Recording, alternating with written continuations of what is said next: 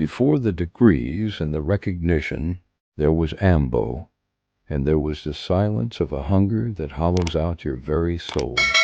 Outside, the town was vibrant, full of life and the smell of roasting coffee. But my world had shrunk to a 4x4 rented room. The walls felt like they were closing in. Every shadow in that small room seemed to whisper about everything I didn't have. It was only Tuesday. My stomach was a drum, beating out the rhythm of my desperation. On the table sat my only hope, a single loaf of bread. In that moment it wasn't just food. It was a holy relic, the only thing keeping me from the edge. But time is a thief. Day by day the bread turned hard as stone, and then the green rot began to spread. I held a rusted knife with trembling hands. I wasn't just cutting bread. I was scraping away the shame of my existence. I whispered to the walls, "Just one more day. I can last one more day." The silence was my only witness. I soaked the mold-scarred piece in water just to make it soft enough to swallow.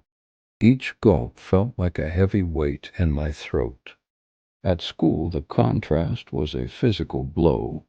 Polished leather shoes marched past my feet, which were held together by bits of wire. The city boys laughed, their voices echoing in the hallways. I was a ghost to them, a village boy out of place.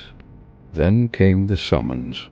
The director's office was a chamber of shadows and the heavy, suffocating scent of stale cigarettes. He didn't look at my eyes. He only saw the tatters. "Your appearance is an insult," he said. "You are unattractive." I looked him back, my voice low but steady. "Does my mind look unattractive to you, sir?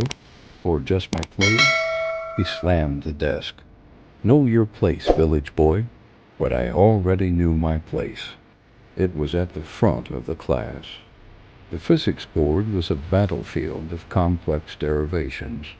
The city boys stood paralyzed, their confidence melting into confusion.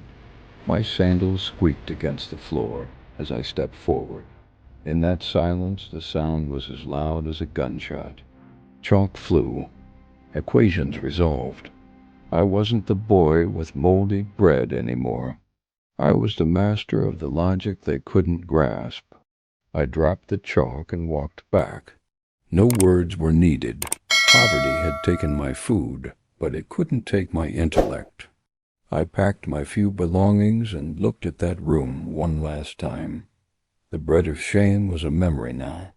The gates of Wolkite University loomed ahead. The sun was rising, harsh and blinding.